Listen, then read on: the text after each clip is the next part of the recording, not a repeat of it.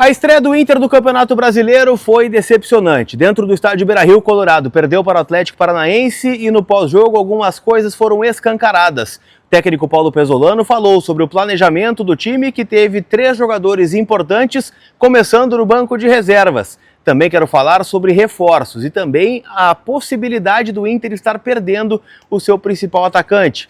Eu te conto tudo isso depois da vinheta.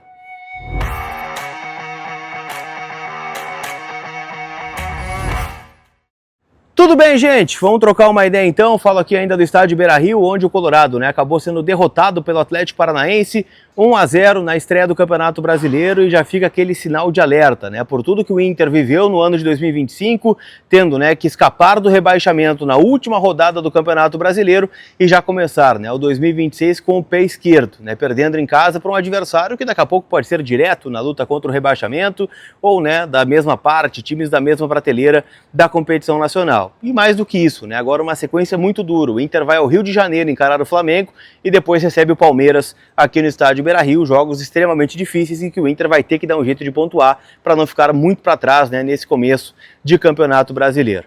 Vamos atualizar tudo que rolou aqui no estádio Beira-Rio, um pouquinho de opinião com informação nesse conteúdo que é em nome da Zapay, aplicativo onde você fica em dia com o seu veículo, carro, moto ou caminhão. A Zapay é minha parceira e você tem desconto de até 22% para quem faz parte dos planos de Bom Motorista e Bom Cidadão, no IPVA de 26%, e ainda por cima tem o cupom COLAR20, que te dá 20% off nas taxas do parcelamento. Então baixa agora o app da Zapay que está disponível aqui na descrição desse conteúdo. Turma, vamos falar sobre o jogo, e aqui eu já vou fazer um misto do jogo com a entrevista coletiva do técnico Paulo Pesolano. Isso porque, para mim, o Inter perdeu o jogo por escolhas, dentro e fora de campo. Em especial, começando pelas escolhas do técnico Paulo Pesolano, o técnico uruguaio do Inter, que foi o grande vitorioso do Grenal 4-4-9, com o time jogando bem, com postura, com intensidade, com o mental em dia. Hoje foi totalmente o oposto.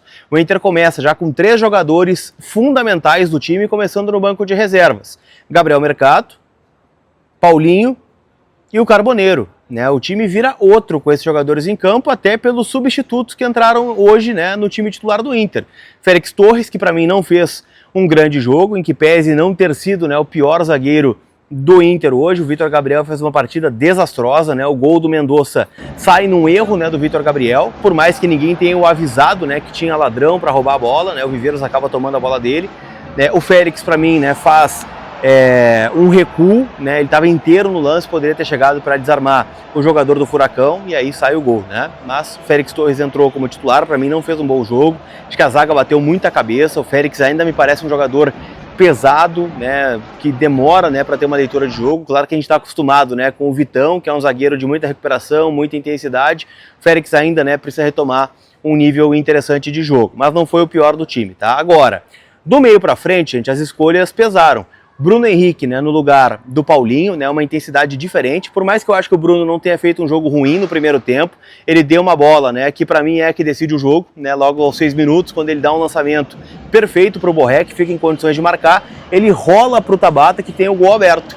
É só finalizar e ele tenta driblar o goleiro para o lado que o goleiro estava e aí acaba finalizando em cima do zagueiro, perdendo uma chance inacreditável. E um gol com 6 minutos, pela postura que o Atlético Paranaense veio jogar aqui, com o time com linha de 5, especulando o contra-ataque, muito na velocidade do Julimar, no talento do Bruno Zapelli, acabou encontrando esse gol, um erro de saída de bola do Inter, o gol do Mendonça. Poderia ter matado o jogo, numa bola do Viveiros sem goleiro, já sem o Rocher, ele acabou chutando para fora.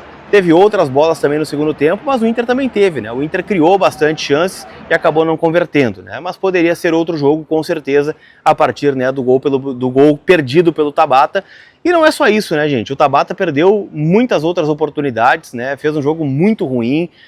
E o Tabata, eu poderia estar falando só deste jogo, aqui contra o Atlético Paranaense, mas não, eu estou falando de um Tabata que já vem abaixo desde o ano passado, onde perdeu espaço no time titular do Inter, com justiça. O Tabata, que começou a jogar alguns jogos do Campeonato Gaúcho a partir da segunda rodada e não foi bem.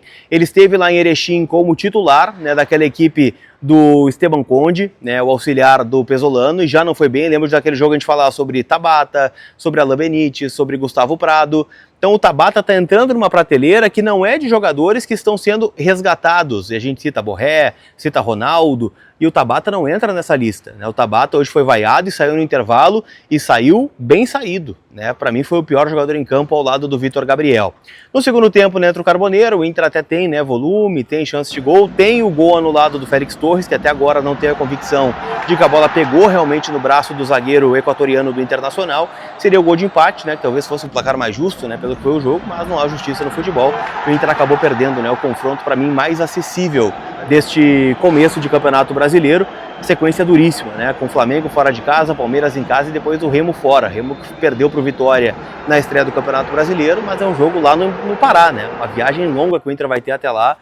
Enfim, né? Na coletiva o Pesolano explicou, né, que os jogadores fizeram um esforço mais do que poderiam no Grenal e por isso algumas pernas estavam cansadas e começaram no banco de reservas. O Alan Patrick, né, ele disse que começou o jogo de hoje porque é o capitão, porque é um cara fundamental, mas que não tinha condições de atuar os 90 minutos.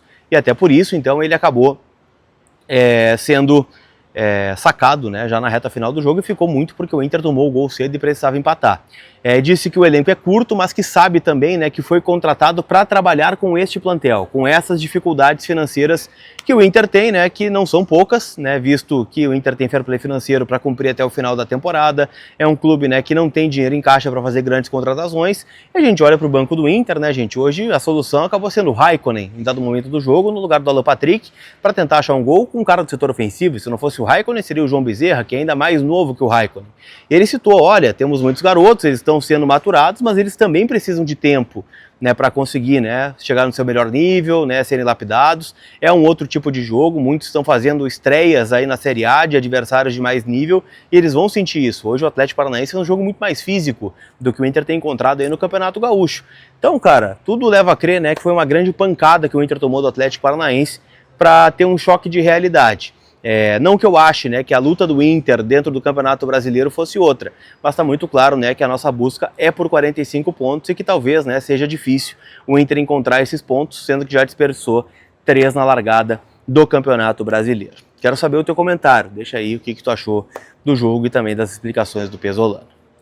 Para a gente fechar, eu quero trazer um tema aqui que trata da saída do Borré do Inter, porque esse assunto voltou a ser tema, né, nos bastidores do River Plate. A informação que chega, né, da Argentina, né, do repórter César Merlo, vi que o German Garcia, né, do TIC Sports, acabou também trazendo essa informação, de que o River abriu conversas para tentar repatriar o Borré. E essas conversas foram abertas com o staff do jogador e com o Inter. O que eu ouvi aqui nos bastidores, gente, é que o Inter dificilmente vai liberar o Borré numa proposta assim de tipo, me dá o Borré e te livra do salário de 1.800.000. Até porque o Borré está sendo recuperado pelo Pesolano, já fez 2 gols aí no Grenal, tem 4 gols na temporada. É um jogador, né, que está visivelmente com uma outra postura. Para mim foi o melhor do Inter em campo, junto do Rocher, né, que tanto foi contestado aí pós-Grenal e com razão hoje, né, salvou o Inter fazendo 2 grandes defesas. Mas o que se fala é isso, né, que o Inter gostaria, né, de, se for vender o Borré, ser um valor bem próximo ao que o Inter pagou lá ao Eintracht Frankfurt e ao Werder Bremen no começo de 2024, na faixa aí de 7, 6 milhões de euros, ou pelo menos recuperar parte do valor investido.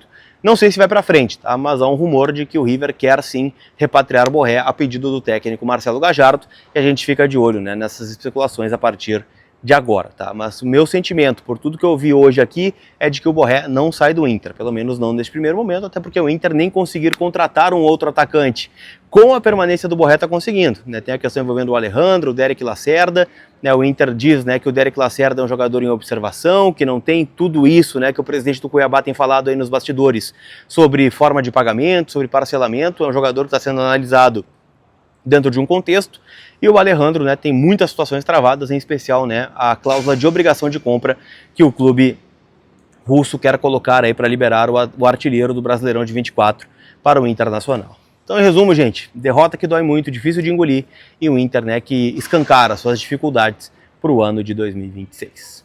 Tá bom?